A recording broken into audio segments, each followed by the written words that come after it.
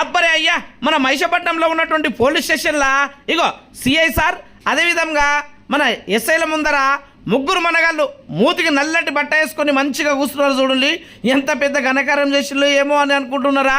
అవును, పెద్ద ఘనకార్యమే చేసిళ్ళు. గదేంటంటే మన వీళ్ళ అన్నది నిజామాబాదు గట్లనే నాందేడు గాడికెళ్ళి వచ్చి మహిషపట్నంలో ఈడ ఉన్నటువంటి బజాజ్ కంపెనీకి చెందిన వెహికల్స్ కానీ ఆటోలు కానీ దొంగతనం చేసి దానికి మన నాందేడికి తీసుకెళ్ళి కలర్ చేంజ్ చేసేసి తక్కువ రేటుకే అమ్మేస్తున్నారట. ఆ వచ్చినటువంటి పైసలతోటి మంచిగా జల్సా చేసి ఎంజాయ్ చేస్తున్నారు. గా విషయము మస్తు రోజుల నుంచి నడుస్తున్నది కాబట్టి మన ఏఎస్పీ అవినాష్ కుమార్ సార్ గారికి ఈ విషయం తెలియగానే గోపీనాథ్ సార్ సిఐ గారికి ఆర్డర్ ఇవ్వగానే వెంబడే మన గోపీనాథ్ సార్ అక్కడ ఉన్నటువంటి ఎస్ఐ నవనీత్ రెడ్డి గారికి, సుప్రియ మేడం గారికి ఈ విషయం చెప్పంగా ఇక వీళ్ళ మీద డౌట్ వచ్చి వెంబడించి వీళ్ళకి పట్టుకొని ఇట్లా మొత్తము అడగంగానే కక్కేసిల్లన్నమాట. ఇట్లా మస్తు రోజుల నుంచి దొంగతనం చేసుకుంటా వీళ్ళ పట్టుబడ్డరు.